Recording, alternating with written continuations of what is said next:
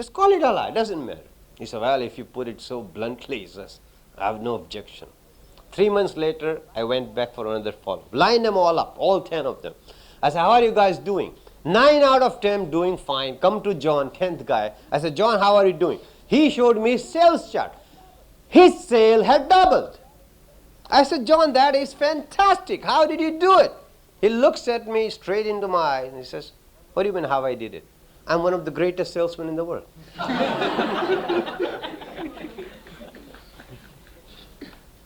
You get the point? You get it? After Dr. Date attended my course, every patient that walked into his office, he says, your heart is good. It's going to last as long as you live.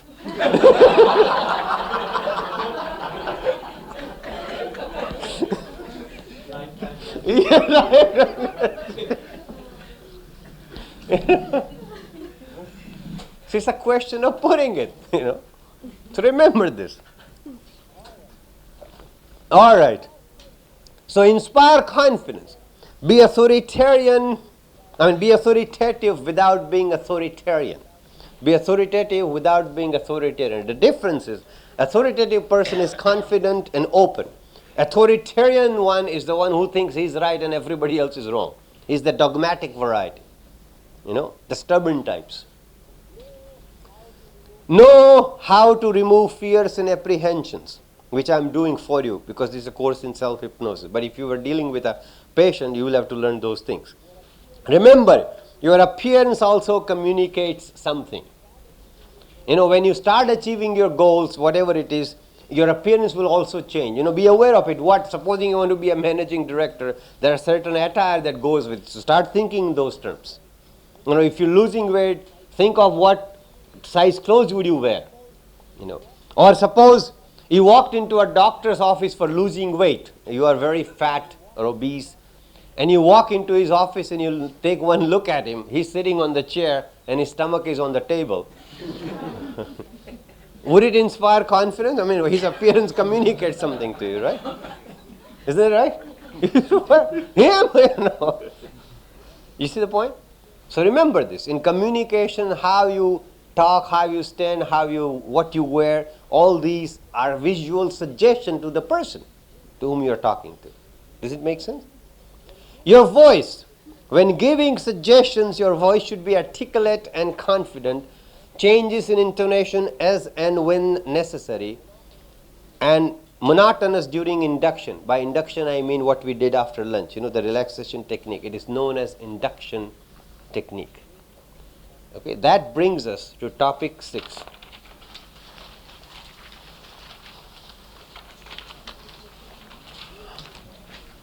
Theories and definitions about hypnosis. Theories and definitions about hypnosis. We have covered most of the theories during history lecture this morning. First lecture. This is just that they are grouped together. First one, animal magnetism theory. Remember Mesmer? Second one, Dr. Braid's theory. I told this lady outside, is she Scottish? And she said, yeah, how do you know? I said, when I showed Dr. James Braid's picture, she smiled. Which was a non-verbal, sort of a significant smile that our countrymen, landsmen. All right. Third, a state of artificial hysteria, Charcot's theory. Fourth one, Pierre Genet's theory, disassociation. Now that we did not cover in history. Now what do we mean by disassociation? Let me give you an example which is familiar to you possibly. You might have seen people who are very docile and quiet type of individuals in their everyday life. Give them enough liquor, they will get drunk and become very, very aggressive and loud. Have you seen that? Yeah. Huh? Yeah. No, must be somebody close.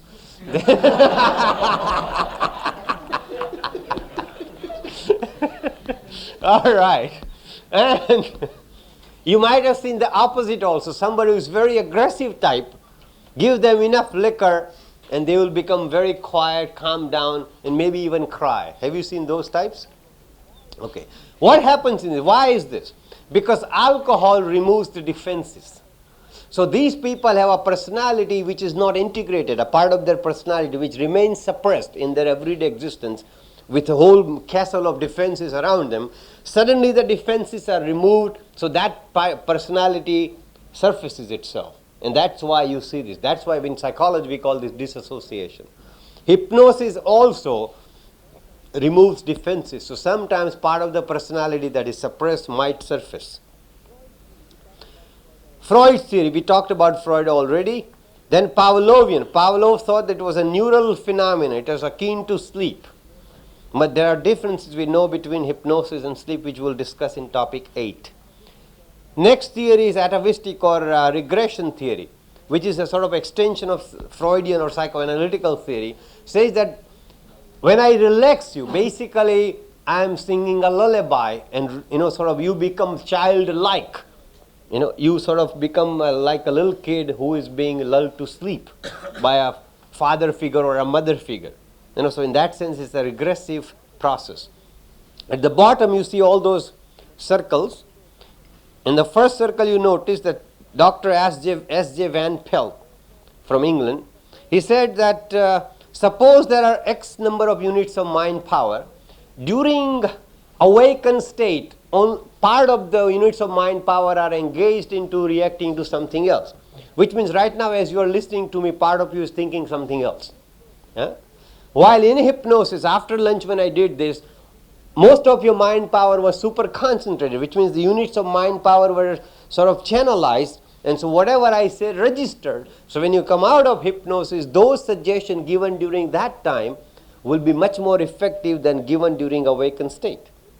So which means basically hypnosis is a state of super concentration. It's a state of super concentration. Please turn the page. Definitions of hypnosis. There are several definitions of hypnosis. All definitions by definition are incomplete. Because when you define something, you leave something out. Is that correct? Definition does not explain the subject, it contains the subject. It does not, it's our way to come to terms with something. That's why we want to define it. So all these definitions are basically an attempt to define something that is subjective in objective terms. Because hypnosis is a subjective experience, or there's a proverb or a saying in Hindi, gunge ka good. A man who cannot speak, you give him a good to eat, jaggery to eat, and then you tell him to describe the taste, something sweet. Would he be able to describe it? So in the same way, this is like that. Hypnosis is a personal experience, a subjective experience, and these are words to explain something like that. So it is hard to do. So therefore, there are many definitions. We'll look at the last two. Last two definitions. One is Dr. Bryan's definition. He said hypnosis is a normal, physiological, altered state of consciousness, similar to, but not the same as being asleep, and similar to, but not the same as being awake. And is produced by the presence of two conditions. One, a central focus of attention. Two, surrounding areas of inhibitions. Now, central focus of attention, meaning the voice of the hypnotist, or the pendant that he swings before your eyes, or the ring he shows, or the spot on the ceiling that you look at, that is central focus of attention. Surrounding areas of inhibition is a physiological term to mean temporarily suspending the working of the processing of the messages, as it were, in the rational process, or working of the nervous system, temporarily inhibited. It in turn produces three things: increased concentration of the mind, an increased relaxation of the body, and an increased susceptibility to suggestion. My definition.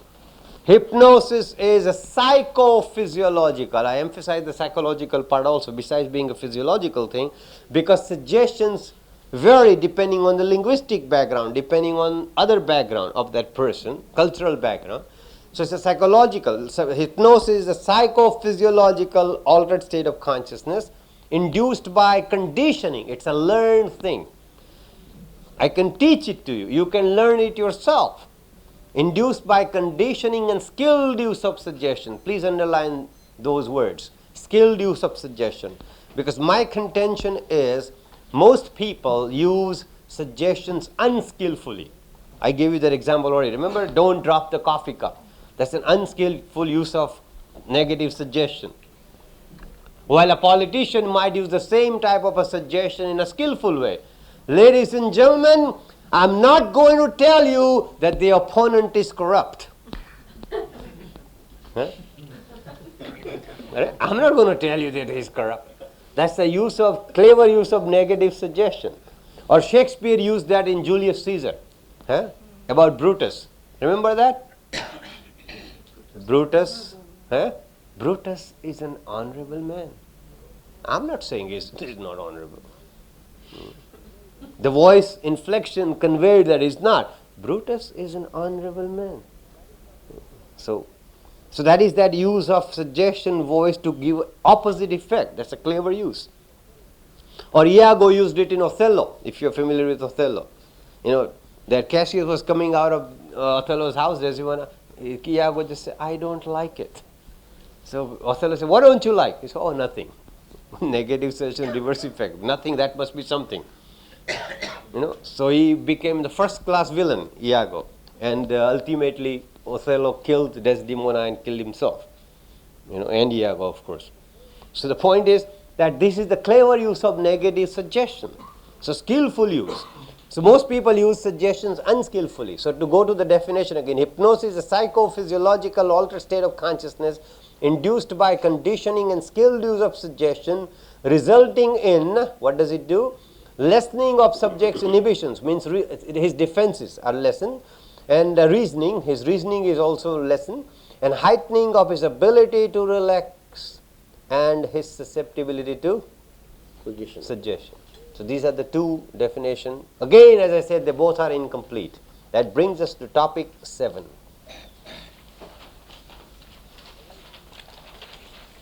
Awakening procedure. Awakening procedure.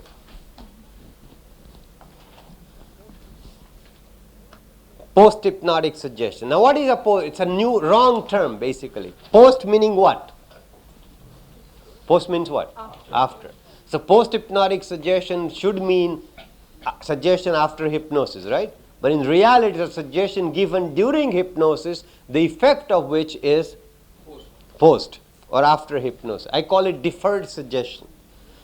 So then, give any post-hypnotic suggestion you wish to give before initiating the awakening procedure. You do induction, then give any suggestion you want to give about stopping smoking, bettering memory or whatever. Then you initiate the awakening procedure. 2, specify the duration of any post-hypnotic suggestion. I had a patient once came and he said, I am a very short-tempered person, but for next 3 days I can't afford to be. So give me a suggestion, so I'll be very calm and collected. So I said, I'm curious, why next 3 days? He said, my mother-in-law is visiting. So that's the duration then. Thirdly, make all post-hypnotic suggestions clear and unambiguous. Please underline that. That's very crucial. Because your subconscious mind takes a suggestion how? Literally, without analysis. Its full-time job of your subconscious mind is to say yes. So it does not analyze. So it could take equally well harmful suggestion or helpful suggestion, positive suggestion or negative suggestion. It's your job. So therefore, it's important that all the suggestions should be clear and unambiguous. Once it happened, after attending this course, a week later, a doctor called me up. He said, Rishi, now I know why you told us to underline that thing in topic 7. I told him to underline this, that make all post-hypnotic suggestion clear and unambiguous. So I said, why? What happened, doctor? He said, I was so excited after attending your course that I will do it on my patient. And he said, my first patient came, he was constipated. He said, I checked him out, I said, everything is fine. I got this new technique which will going to get rid of your problem. He said, so I hypnotized him. He said, unfortunately for me, he was fantastic subject. So he went in a deep state very fast, and I was so excited that I succeeded. I gave him a suggestion that everything is fine with you. At the count of 3, you will open your eyes and you will have a prompt. You know what, right? And he said, that is precisely what happened. I counted to 3. He opens his eyes and he says, the rest is history.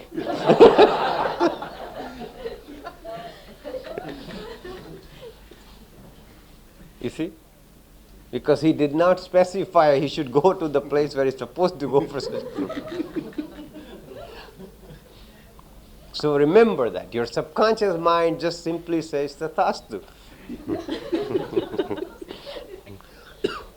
Okay, give post-hypnotic suggestion signal for future induction. Say to yourself, next time as soon as I sit down on this chair and close my eyes, I'll go deeply into relaxation. Or as soon as my head touches the pillow, I'll go deeply into this relaxation. That's the signal. Then remove all suggestions extraneous to therapy. Say you gave a suggestion to yourself that my arm has become insensitive and numb. So that is, you made your arm anesthetized. Then before awakening, just say it is now normally sensitive. That's important that you do it. Then emphasize the benefits to be felt upon awakening. Terminate the trance gradually by counting up to 3 or 5. Do not snap the subject out of the trance. And sometimes it might happen that you wake up abruptly in the middle of it because you hear some noise or somebody walks in there. In which case, just close your eyes for a minute because you will be disoriented otherwise. And be considerate, kind, and respectful to the subject. Write on the opposite page, please. Please start writing. Write down.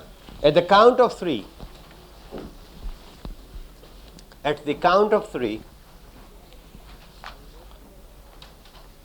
I will open my eyes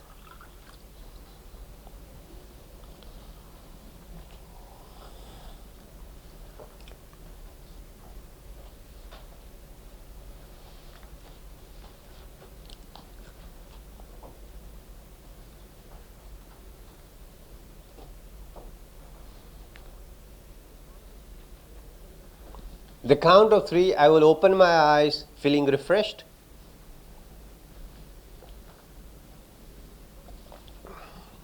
Feeling refreshed, relaxed, and wonderful. Feeling refreshed, relaxed, and wonderful. 1, I feel so good and comfortable.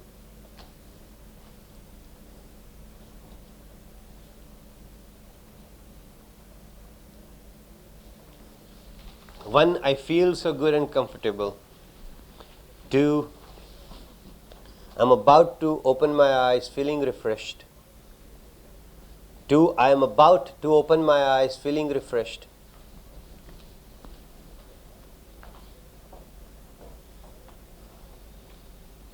And 3, my eyes are open now. I feel awake, alert, and wonderful. I feel awake, alert, and wonderful. This is what you will tell yourself. As a matter of fact, I suggest you say this sort of thing when you wake up in the morning. Because generally you do say something to yourself without being aware of it. Oh, I wish I could sleep for 2 more hours. I'm not quite fresh yet. I feel very tired. But this you do after, as you're coming out. Yes, right. So you have to consciously. Yeah, say it. Yeah, that's right. Which will become a routine. Okay? So say these words. So memorize these words. The relaxation part you don't have to memorize. You just go down the body anatomy, right? From head to toe. That muscle, you are aware of your body basically. The muscles of my face, just go down. And just last sentence say this much. All muscles are relaxed in my body. So none feels offended. Because you say muscles of my face are, so there is one muscle, say, oh, he has not said my name. I'm going to teach him a lesson. So just all are relaxed. Thank you very much. So remember that. So you don't have to memorize anything, what I'm saying. Okay.